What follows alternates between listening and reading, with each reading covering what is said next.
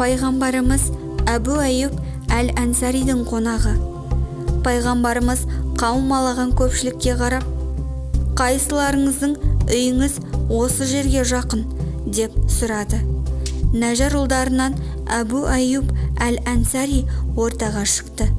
Уа Алланың елшісі, менің үйім Табіргеде, міне есігіміз ашық, рұқсат болса түйенің жүгін үйге тасиық, деді. Мұхаммед саллаллаху алейхи уассалам келіскендігін білдірді. Мәдиналық мұсылман Әсәд ибн Зурара пайғамбардың түйесін тәбәріктеп алады. Әбу Әйюб әл-Әнсари Әзірет Мұхаммед пен оның айнымас досы Әзірет Әбу Бәкірге үйінің төрінен орын әзірледі. Қонақжай сахаба Әбу Әйюб әл-Әнсари былай дейді: Расулулла үйімнің төменгі қабатына орналасқанды мақұл көрді. Бірақ менің жаным жай таппады. Бірнеше рет барып, одан жоғары қабатта тұра алмайтындығымызды айтсам да, Алла Расулы келіспеді. Бір күні терезе алдында тұрған шыны құмыра сынып, ішіндегі су жан-жаққа төгілді. Төменгі қабатқа қымбатты меймандарға тамшылап кетеме деген оймен әйеліміз екеуміз жан ұшыра жалғыз жамылғымызбен суды сүртіп алдық. Осы оқиғадан соң тіпті тынышымыз қашты. Тұрсақ та, отырсақ та астыңғы қабаттылардың мазасын алармыз ба деп аяқ ұшымен жүретін болдық. Аса құрметті қонақтың жайғасқан орнына көңілім разы болмай, ақыры орын алмастыруға көндірдім. Ардақты пайғамбарымыз 7 ай бойы Әзірет Әбу Әйюб әл-Әнсаридің үйінде тұрады. Бұл уақыт аралығында мәдиналық мұсылмандар, ансарлар құтты қонақтарына кезектесіп тамақ әкелумен болады. Әбу Әйюбтың отбасы кешкі асты арнайы өздері дайындайтын.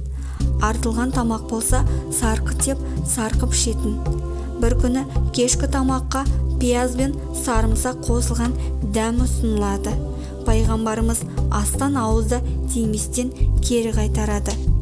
Әбу Әйюб оның мәнісін түсіне алмаған бойы пайғамбарымызға келіп, әке шешемді де жолыңа құрбан етуге әзірмін, уа Алланың сүйген құлы, тағамды кері қайтаруыңның себебі неде деп сұрайды.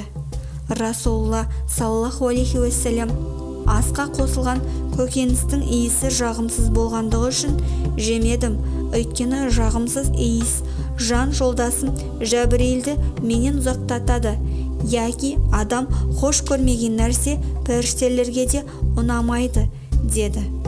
Әбу Әйюб сонда бұл тамақтың арам болғаны ма деп сұрайды.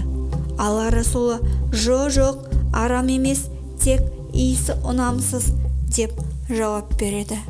Бір күні Әбу Әйюб әл-Әнсари пайғамбарымызбен Әзірет Әбу Бәкірге жетерлік тамақ әкеледі.